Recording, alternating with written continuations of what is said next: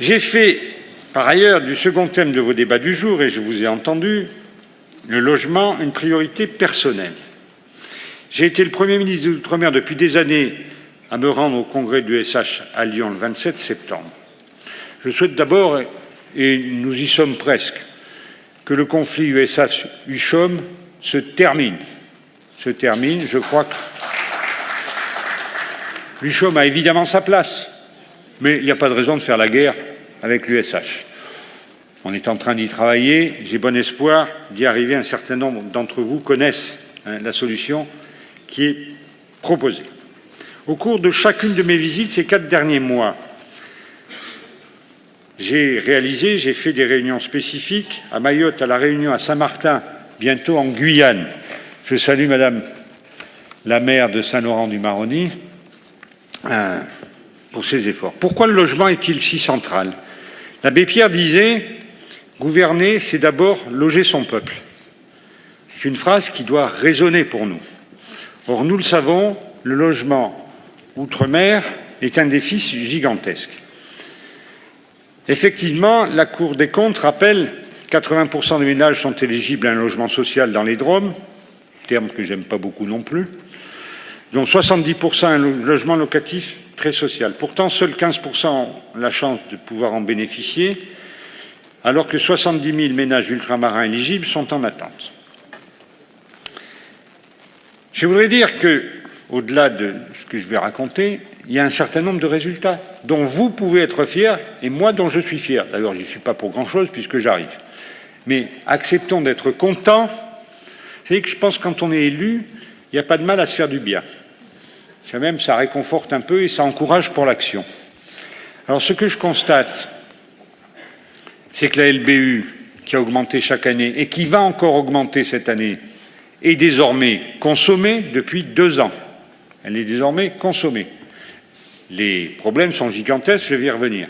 Mais acceptons de se dire cela, que c'est déjà pas mal, que c'est mieux qu'il y a 3 ans. Ce n'est pas suffisant, mais c'est un peu mon leitmotiv. Dire que ce qu'on a fait est déjà un premier pas est la condition pour avancer. Disons-le ensemble. Notre maison est le prolongement de nous-mêmes, le pilier sur lequel nous construisons nos vies, nous nous projetons dans le monde, et pourtant, un logement sur 7 est considéré comme indigne outre-mer. Comment affronter les défis extérieurs quand son propre foyer est parfois un territoire hostile? Où puiser la force d'apprendre, de grandir, de travailler, d'aimer dans ces conditions? Oui, nous ne logeons pas décemment un certain nombre de nos compatriotes ultramarins en situation précaire et, au-delà du problème de l'activité du BTP, surtout, nous entravons leur avenir. C'est cette réalité que nous ne pouvons pas nier, même si des progrès ont été faits. Nous ne devons pas céder à la fatalité, nous résigner devant l'ampleur de la tâche et des contraintes. Non, 3 fois non. Mes prédécesseurs, avant moi, avaient posé les jalons d'une action résolue avec la mise en place du plan de logement outre-mer. J'ai décidé de le proroger 1 an pour réfléchir à le rendre plus efficace. Je le dis, il y a trop de rapports, trop de commissions, trop de contrôles, pas assez de mesures concrètes, Monsieur le Président. Mais rassurez-vous, c'est souvent pareil en France, n'est-ce pas, Monsieur le Président? Il convient maintenant, dans ce nom horrible de PLOM 1, PLOM 2, PLOM 3, ça fait un peu PLOM, bon. On va essayer de le rendre plus efficace. Mais au-delà de cette prolongation, de cette reconstruction d'un plan de logement outre-mer, ce que je veux faire, c'est construire, réhabiliter, lutter contre les bidonvilles. La demande est gigantesque, les attentes sont fortes, le besoin est urgent. L'offre doit être au rendez-vous, tant en matière d'investissement que de ressources humaines pour mieux comprendre, mieux appréhender au plus près du terrain les besoins et les contraintes. L'État met sa part de financement. J'ajoute que dans ma tête, ce n'est pas un sujet financier. La reconduction 2023 des 400 millions d'euros restants du plan d'investissement volontaire PIV Outre-mer d'Action Logement, qui s'ajoute à son apport, j'allais dire ordinaire, en est une preuve. Il faut que tous les acteurs s'y mettent. Les maires sont en première ligne pour relever ce défi majeur. Je réunis à ce titre, ce jeudi 25 novembre, au ministère, une conférence des bailleurs sociaux d'Outre-mer, avec tous les bailleurs, les fédérations, les acteurs du logement social. Après 5 minutes pour faire part de mon insatisfaction devant un certain nombre de sociétés qui ne font pas leur job. Je pense à l'entretien notamment. Je pense à leur non-volonté de se porter aménageurs sur les terrains sur lesquels ils pourraient construire. Nous réfléchirons et formulerons des propositions autour de 4 thèmes. Le coût des intrants dans la construction, l'adaptation des normes et la simplification de l'acte de construire, l'accès au foncier et la disponibilité de foncier aménagé, c'est là que se trouve sa place le CDPENAF, c'est là que trouve sa place pour la Guyane le fait que c'est le seul sujet qu'on n'a pas fait aboutir de l'accord de 2017 ou 19 sur le plan Guyane, sur le fait que le foncier, 250 000 hectares, dit l'accord, doit être donné aux collectivités locales.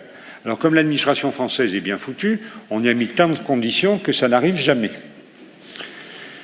Je ne suis pas sûr que, en tout cas c'est un de mes combats, que pour donner ce terrain aux collectivités locales, il faille que ce soit l'État central qui dise oui ou non à un projet. Aujourd'hui, on me dit il n'y a pas de demande d'un côté, et de l'autre on me dit oui mais on ne nous les donne pas. Est-ce qu'on ne pourrait pas simplifier cette affaire de donner les terrains aux collectivités locales de Guyane? Dans l'accord, il n'y avait pas écrit sous réserve de l'approbation du projet à mettre dessus. C'est quand même ce qui se passe. Donc là, je trouve que dans l'accès au foncier, c'est un vrai sujet. Enfin, le logement pour les besoins spécifiques. Tant les logements très sociaux à l'LTS, le prix des loyers, l'adaptation au vieillissement, l'adaptation au changement climatique et la résorption de l'habitat insalubre. L'état des centres-villes, le nombre de logements en déshérence, la multiplication des squats ou des bidonvilles sont présents mais très disparates. À Mayotte, en Guyane, la lutte contre l'habitat indigne et la lutte contre les constructions illégales sont la priorité. J'étais à Mayotte mi-août. Moi, je tiens à saluer le travail exemplaire très difficile des services de l'État lorsqu'ils procèdent à des opérations de décasage pour lutter contre les logements insalubres dans un climat de violence que vous connaissez. C'est une véritable reconquête de ces terrains, de ces territoires qu'il nous faut mener. C'est un enjeu social, économique et environnemental crucial.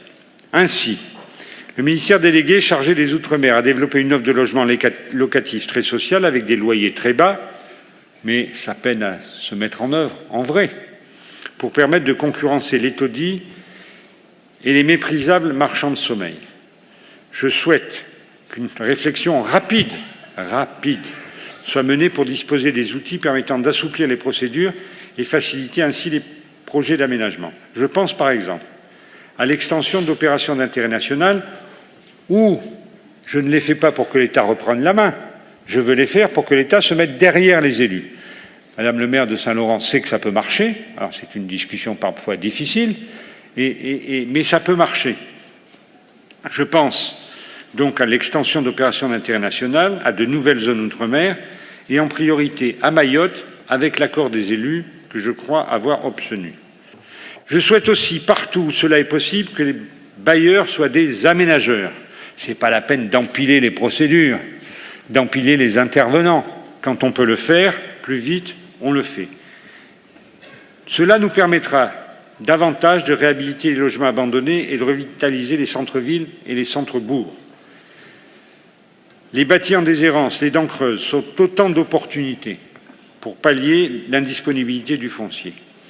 Ici, les programmes Action Cœur de Ville prennent tout leur sens avec 15 villes ultramarines concernées, dont 5 dans les Antilles. Le vieillissement de la population, particulièrement marqué aux Antilles, et c'est un de mes soucis forts. Guadeloupe, Martinique, Saint-Pierre et Miquelon. Il nous faut casser la décroissance de la population. Cela impose également une adaptation des logements sociaux au grand âge en prenant en compte les habitudes locales d'accueil des personnes âgées au sein du foyer familial. Les discussions sont ainsi en cours pour voir comment mieux prendre en compte les contraintes des ultramarins dans le dispositif MaPrimeAdapt'. Il faudrait quand même qu'on fasse un peu adapter là-dessus. D'ailleurs, c'est écrit dans le texte. MaPrimeAdapt' pour l'adaptation du logement au vieillissement des populations. À La Réunion, il reste encore à construire massivement pour répondre à l'augmentation forte de la population. On a un sujet, vous le savez, qui est la bande littorale aux Antilles. Nous avons décidé, ensemble, avec les collectivités locales, de protéger l'action, de prolonger l'action qui est menée, pour clairement, en 2 ans, dire qui doit partir, qui peut rester. Qui doit partir doit se voir reconstruire un terrain, donner quelque chose. Qui doit rester doit se voir régulariser. Essayons d'aller vite, mais avec de la méthode.